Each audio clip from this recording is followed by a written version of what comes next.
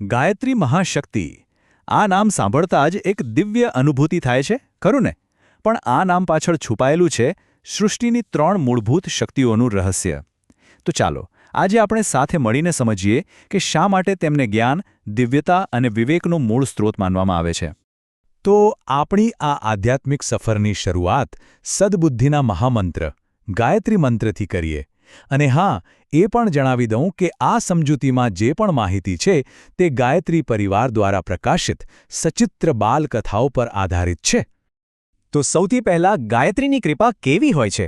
ચાલો એને સમજવા માટે એક બહોત સચોટ ઉદાહરણ જોઈએ.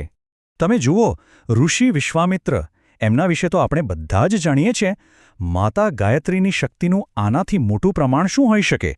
એમની જ કૃપાથી એક ક્ષત્રિય રાજા આધ્યાત્મિકતાના સર્વોચ્ચ શિખર એટલે કે બ્રહ્મર્ષિ પદ સુધી પહોંચ્યા. ખરેખર આ એક અદ્ભુત પરિવર્તનની ગાથા છે. હવે આ કથા સાંભળીને એક શિષ્યના મનમાં એક ખૂબ જ સહજ પ્રશ્ન ઉદ્ભવ્યો, અને એ જ પ્રશ્ન આપણી આખી ચર્ચાનો પાયો છે. તો ચાલો આપણે પણ એ જ પ્રશ્નનો જવાબ શોધવાનો પ્રયાસ કરીએ. તો શિષ્યનો પ્રશ્ન હતો વેદ માતા વિશે, બરાબર ને? ચાલો તો સૌથી પહેલા માતા ગાયત્રીની આ જ પ્રથમ અને સૌથી મહત્વપૂર્ણ ભૂમિકાને સમજીએ. તો જુઓ, વેદ માતા શા માટે? કારણ ખૂબ જ સ્પષ્ટ છે. જ્યારે સૃષ્ટિની શરૂઆત થઈ ત્યારે તેમણે જ સર્જનહાર બ્રહ્માજીને વેદોનું દિવ્ય જ્ઞાન આપ્યું હતું, અને આ જ જ્ઞાનથી આખા જગતમાં જ્ઞાન વિજ્ઞાનનો વિસ્તાર થયો.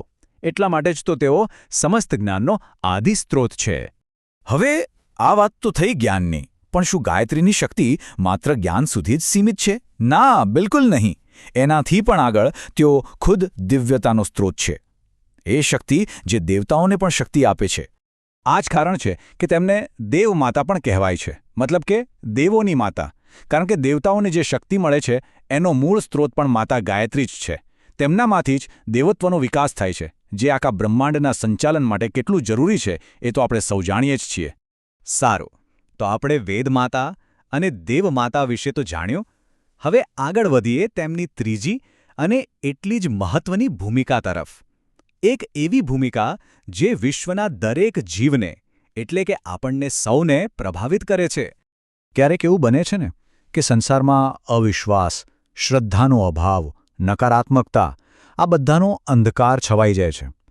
આવા સમયે ગાયત્રી મહાશક્તિ જ્ઞાનની એક દિવ્ય ધારા બનીને આવે છે, અને એ દરેક વ્યક્તિના અંતર્મનમાં એટલે કે આપણા મનમાં વિવેકને જગાડે છે. અને બસ આ જ રીતે સર્વ જીવોના અંતરમાં વિવેક જાગૃત કરીને તેઓ વિશ્વ માતાની એટલે કે આખા વિશ્વની માતાની પોતાની ભૂમિકા નિભાવે છે. કેટલું સુંદર છે આ! તો અત્યાર સુધીમાં આપણે 3 અલગ અલગ ભૂમિકાઓ જોઈ: વેદમાતા, દેવમાતા અને વિશ્વમાતા. હવે તમને કદાચ એવું લાગે કે આ ત્રણેય ભૂમિકાઓ અલગ છે, પણ હકીકતમાં આ ત્રણેય એકબીજા સાથે ખૂબ ઊંડાણથી જોડાયેલી છે. તો ચાલો આ ત્રણેય સ્વરૂપોને આપણે એક સાથે ફરીથી સમજી લઈએ. પહેલું, વેદમાતા જે જ્ઞાન અને વિજ્ઞાનનો વિસ્તાર કરે છે. બીજું, દેવમાતા જે દિવ્યતાનો વિકાસ કરે છે. અને ત્રીજું, વિશ્વમાતા જે આપણા સૌના આત્મામાં વિવેકને જાગૃત કરે છે.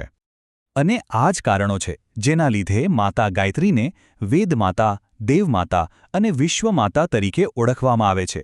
ખરેખર તેઓ જ્ઞાન, દિવ્યતા અને વિવેકનો એક શાશ્વત આધારસ્તંભ છે.